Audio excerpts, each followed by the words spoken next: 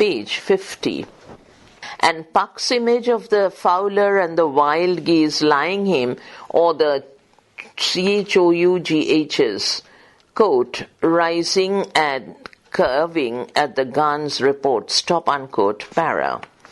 In the wood, part of the setting is the night sky with its stars and planets, particularly the appropriate Venus yonder in her glimmering sphere, unquote. Above all, there is the moon, nature's great nocturnal luminary and at the same time a goddess. The moon in her many aspects is regent of the dream.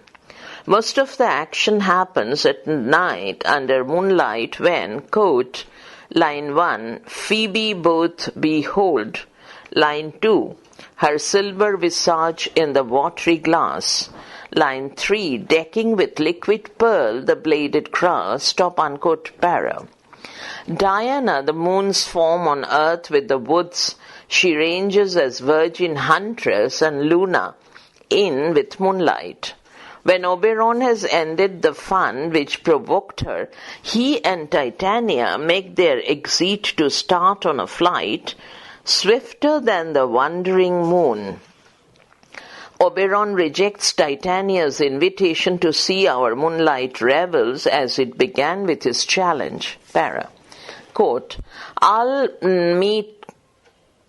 met by moonlight, comma, proud Titania, unquote, stop. The artisans rehearse by moonlight. They think it a hard thing to bring moonlight into the great chamber.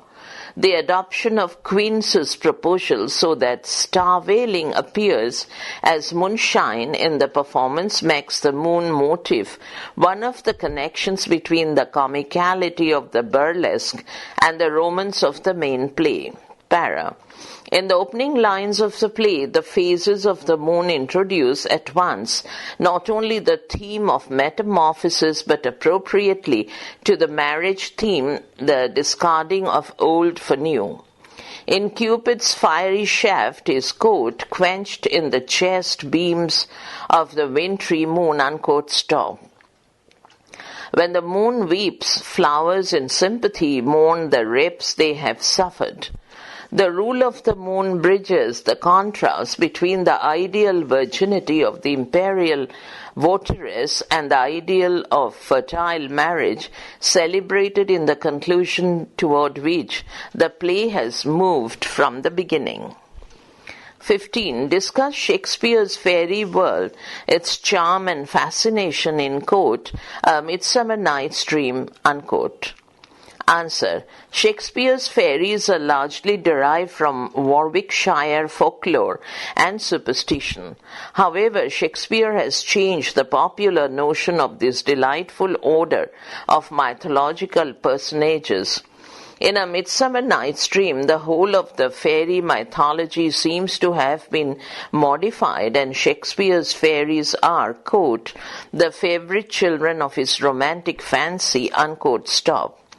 Gervinus writes, quote, as the Greek poet has created the abode of the gods and its Olympic inhabitants, comma, so Shakespeare has given form and place to the fairy kingdom, comma, and with the natural creative power of genius, comma, has breathed soul it his merry little citizens, stop unquote. The fairy machinery in the dream is Shakespeare's original creation.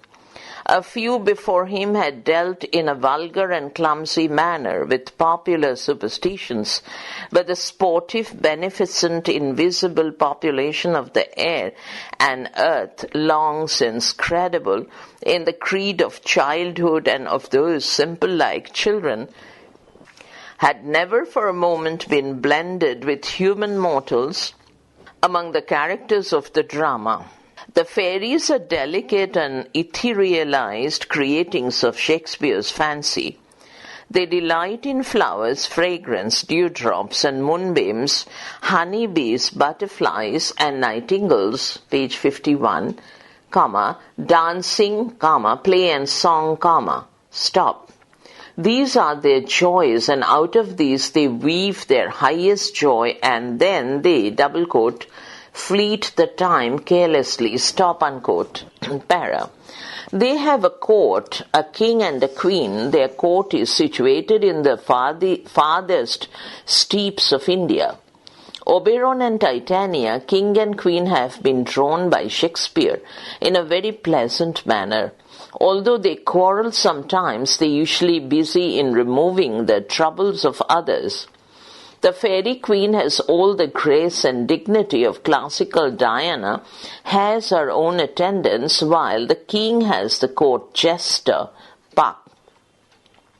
The fairies have great influence over the physical powers of nature. They can't overcast the mighty and cover the story well keen with black fog. When they quarrel, all nature is disrupted, the season alter, and the moon, colon, quote, Pell in her anger, washes all the air, that rheumatic diseases abound, stop unquote, para. They delight in conferring blessings. Oberon makes smooth the course of love for Helen. With Titania he blesses the house of Theseus, quote, do all prosperity, unquote, stop. He averts a duel between Lysander and Demetrius and uses his power in such a manner that in the end, quote, all things shall be peace, unquote. Titania steals a baby not from malicious motives but from an impulse of humanity and compassion. Her love for changeling boy excites the jealousy of Oberon. Even he is jealous of Titania's love of Theseus. Para. The fairies are diminutive in size. Shakespeare has made them as diminutive as the Scandinavian elves, but in his description of them has added many picturesque and fanciful touches that are all his own. They are so small in size that they can, quote, creep into Akron cups and wear robes of the snake's enamel skin, unquote, stop. The attendants of the queen are, quote, the cowslip stall, unquote, semicolon. Her lamps the green lustre of the glowworm, and her servants, quote, fan the moonbeams, unquote, with wings of, quote, painted butterflies, unquote. The fairies move with extreme rapidity. They can, quote, wander everywhere swifter than the moon's sphere, unquote, and Puck can put a girdle round about the wind, swifter, quote, than the arrow from a Tartar bow, unquote, stop. They can all compass the globe, quote, swifter than the wandering moon, unquote, stop, para. The fairies have many engagements. They sing and dance and indulge in merrymaking. They dance in circles on the green. Line 1, quote, come, now a rounded and fairy song, line 2. Then for the third part of a minute, hand stop, unquote, para. They, quote, sick dewdrops, unquote, and hang a pearl in every cowslip's ear. They fetch jewels from the deep and shake the earth or rock the ground. They fall in love with mortals and Oberon, where the morning's love has often met sport. Titania loves bottom with ass's head. The fairies kill cankers in flowers, war with rat mice, or keep back the clamorous owl, all for the fun. They are invisible to mortals. When Demetrius and Helena appear in the woods, Oberon remarks, line 1, but who comes here, ? Can invisible, line 2, and I will overhear their conference, stop, unquote, para. Puck, the court jester of King Oberon, the, quote, lob of spirits, unquote, is a spirit of another sort. He is a merry-making, mischievous wanderer of the night. His aim is not to profit either himself or anyone else, but to, quote, jest to Oberon and make him smile, unquote. At the instance of Oberon, he brings love juice and applies magic juice mistakenly to Lysander, with the result that Lysander falls in love with Helena.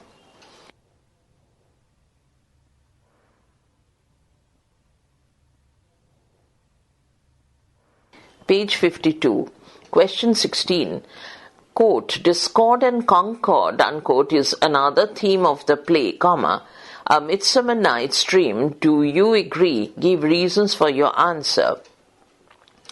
Answer. The theme of order, disorder. Order runs thing the festive comedy of A Midsummer Night's Dream. The play opens with a situation which threatens to disrupt the established order.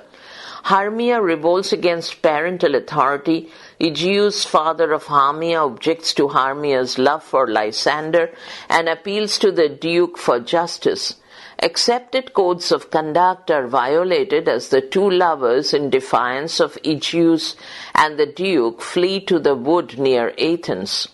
The laws of Athens and parental authority are disturbed, and disorder is created in the society. They are followed by Demetrius with Helena in pursuit of him. Thus, the lovers leave the city and take shelter in the wood for the security of their love. The migration of all the characters from the city to the wood is symbolic of transition from order to disorder. Para. Wood and the night symbolize disorder and confusion. Although the workmen and the young lovers do not actually appear together in the scene, Puck's account of the confusion he caused to the workmen in the previous scene links them closely with the confusion caused among the lovers by the effects of the misapplied love juice. The quarrel between Oberon and Titania over the Indian boy generates tensions in the play. The gravity of threat, if it continues, is made clear by Titania's picture of the blight and subversion it is causing throughout the natural world. The remarkable image of the wild geese and jackdaws scattering madly into the sky after the hunter has shot his gun helps to fix the workman's sense of bewilderment and confusion in the audience's mind, and the phrase, quote, senseless things begin to do them wrong, unquote, sums up the way in which their distracted fear makes them see mere bushes as living creatures snatching at their garments. The lovers do not actually fall into the mistake, but love in the form of magic juice causes illusions just as great and drives them equally distracted. By the end of the scene, Lysander and Demetrius are being deceived by Puck's disguises and led in frantic circles with quite as much extravagance as the workmen, and Helena's and Hermia's bewilderment about who loves them and who does not provides a mental equivalent of this physical distraction. The early love of Hermia and Helena, as narrated by Helena in turn in 2, and Hermia herself ceasing to behave like a modest young woman, Cologne, quote, it's not maidenly / our sex, comma, as well as I chide you for it, stop, unquote, para. The confusion, the contradictions, and the anger of all the 4 young men increase in intensity as the scene develops, but at the same time it remains a series of comic mistakes and misunderstandings which the mischief-loving Puck considers it a sport. He exclaims, quote, Lord, comma, what fools these mortals be, 3i, comma, small 2i, comma, 115, stop. Moreover, the audience knows that Oberon is there all the time as an onlooker with the power to set things right. So lovers' passions that become so intense as to be tragical need not cause too much suspense. And indeed, after Hermia's exit, bewildered and knowing not what to say, Oberon steps forward to take firm control, issuing the necessary commands to restore order and indicating that Titania also will be released from delusion. When the lovers emerge from their confusion and resulting disorder and Titania recovers from her doting on Bottom, discord is eliminated and order is restored.